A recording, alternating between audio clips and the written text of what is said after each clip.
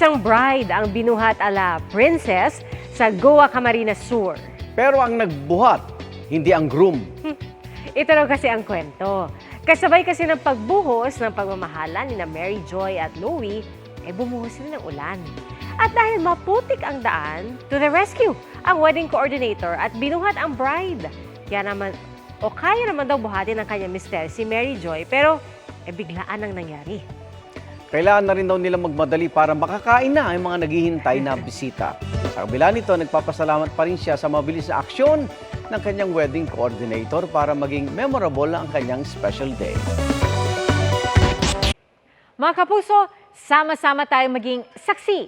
Mag-subscribe sa GMA Integrated News sa YouTube at para sa mga kapuso abroad, samahan niyo kami sa GMA Pinoy TV at sa www.gmanews.tv.